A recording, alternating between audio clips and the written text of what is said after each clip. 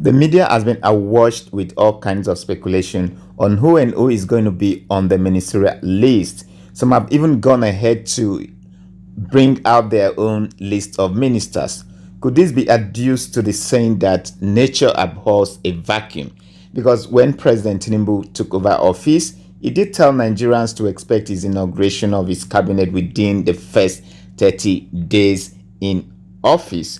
Though, according to the new amendment in the 1999 Constitution, the president must submit the names of persons nominated as ministers within 60 days after taking the oath of office for confirmation by the Senate. Of course, Nigerians have waited for over 40 days for the president to appoint his ministers, and now they have taken upon themselves to appoint the ministers for him. After all, where nature abhors a vacuum, speculations and fabrications thrive.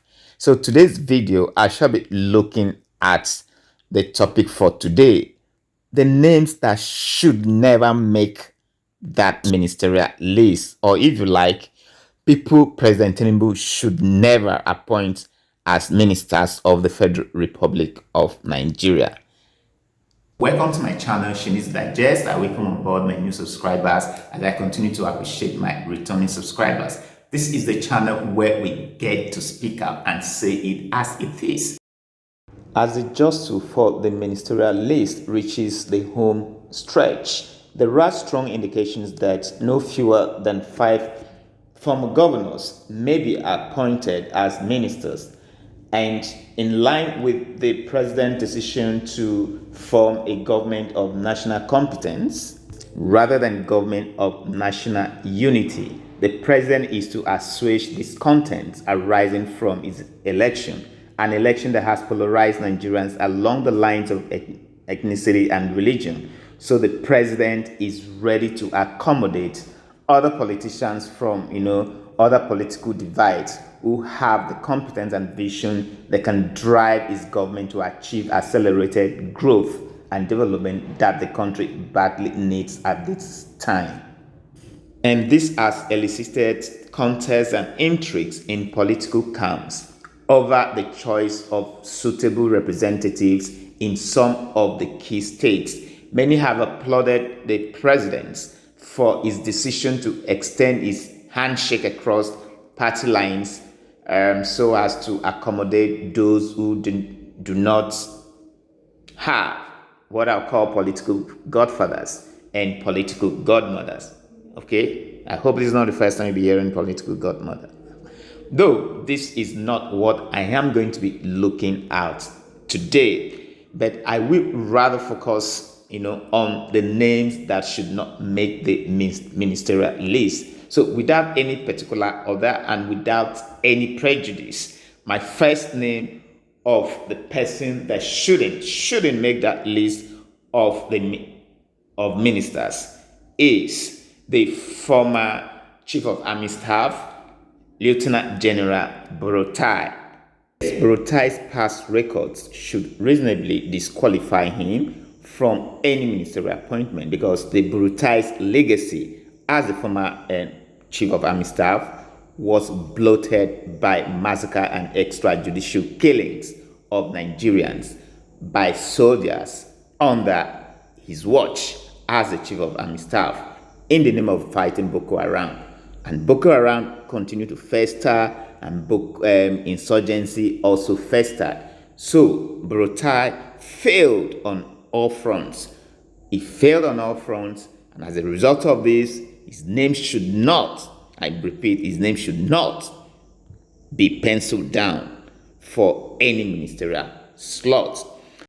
Yes, the second name on a list of those that shouldn't make the ministerial list is Professor Ben Ayade, the former governor of Cross River State, the one they call the Cry. Nigerians, they know how to nickname people. The Cry governor, having cried on national TV. He shouldn't make that ministerial list, because if President Tinubu's administration is christened renewed hope, then I do not see the hope that Ben Ayede is bringing to Nigerians with all his cosmetic and unrealistic vision. A dream killer who has regressed Cross River State 30 years is actually coming to do in the cabinet.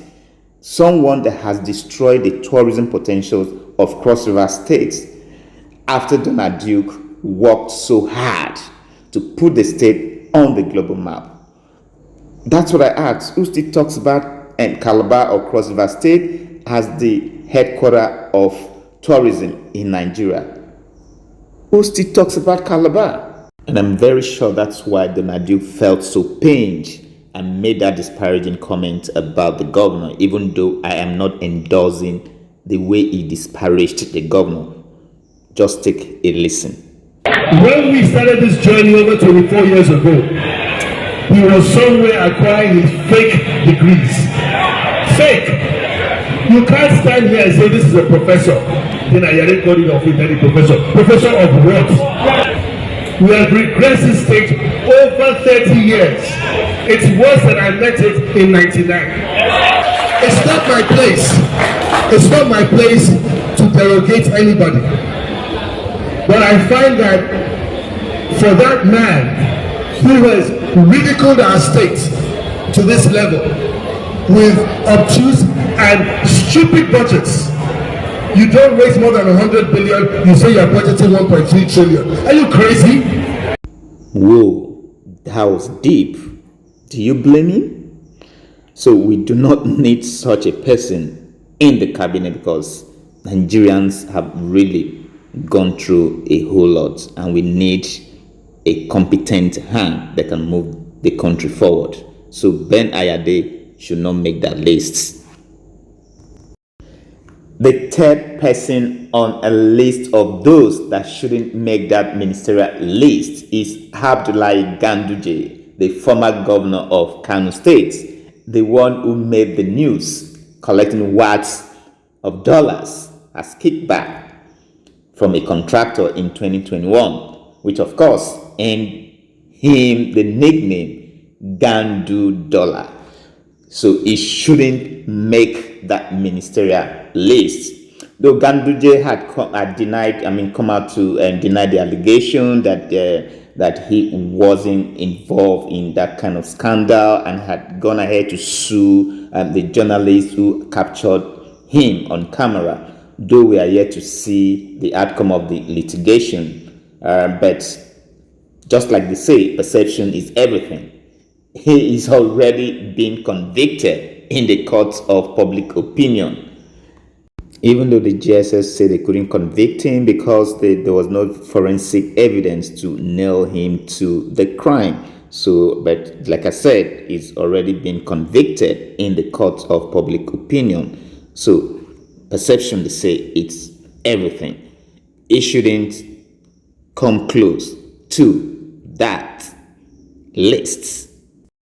The fourth person on the list is the former governor of Abia State, Okezie Ikpeazu, who is also just in for a ministerial appointment. And I asked, what does he have to offer? Being the G5 governor, for me, is not an achievement. To be rewarded with a ministerial slot.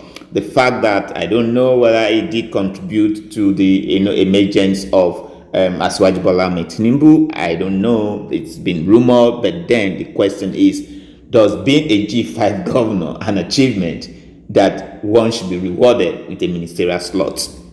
I'm just asking because Okezie Ikpeazu has been a disaster as a governor. How can a governor for 8 years allow Abia State, especially Aba, the commercial nerve center of the state, be in such a deplorable condition? Just imagine, most of the roads the governor started about 8 years ago, it's as if nothing is happening. It's just as if nothing is happening. From the picture that I'm going to upload from this, you're probably going to see that. It's as if nothing is happening. Have you been to Aba recently? If you've been to Aba, you will definitely weep for that state. Or are we even talking about the heap of refuse dump and the stench that greets you when you get into the States? So I just ask, what does Okezie Ikpeazu have to offer the Nigerian people that he wants to be the minister? And just see how dirty the city is. And this is the same person that is jostling, to be in the federal health cabinet. hazard that can What else come does he from have to this, offer? I can If tell he you, stayed that it's better he, imagined than to governed even for think 8 about. years. Now And with this of debt, this heap of this cabbage debt, on passable roads, and he wants to be definitely the no one would minister of want the Federal to Republic come of to Nigeria. do business Please, in an Okezie environment Ikpeazu, that is do dirty, not even and bother this will out to lobby freely in order for to any prevent ministerial flooding. spots. What shall Yeah, the fifth person on the list of those that shouldn't make the ministerial list or be appointed Minister of the Federal Republic of Nigeria is the former Secretary to the Government of the Federation, Ayin Pius Ayin, who was one time the Senate President. This man is an expired politician without any sting. I don't really know what else they are looking for in the ministerial, in the cabinet, federal cabinet, because this was the same man that was investigated by EFCC for fraudulently acquiring 297 bed space hotel. And I don't even want to go into his shoddy outing or the shoddy impact that he made as the SGF. I'm just wondering, what else does he have to offer? What is he coming to do in the federal cabinet? So the last person on my list of those that should not be considered for a ministerial slot, it's the former governor of Ekiti State, Dr. Kayode Fayemi, who during his tenure as Ekiti State governor, he fell short of any radical reform. A governor that would not pay salaries, but would find it expedient to pay to buy a presidential firm with 100 million naira while worker salaries were still unpaid? Or is he a governor that spent billions of Ekiti taxpayers' money on a phantom airport that never saw the light of day? So I don't think that Dr. Fayemi should be, jostling and lobbying for any ministerial post, because his stint as the Minister of Mines and Steel was a catastrophic one. So for once, I just pray that the President Tinubu should focus more on technocrats with proven track record as his ministers.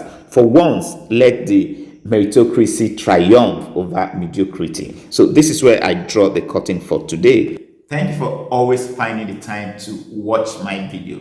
If you like the content of this video, please support us and give it a thumbs up. Strike on that notification bell so that you get to be notified whenever I have a content like this. Leave your comments down below and do not forget to subscribe to this channel.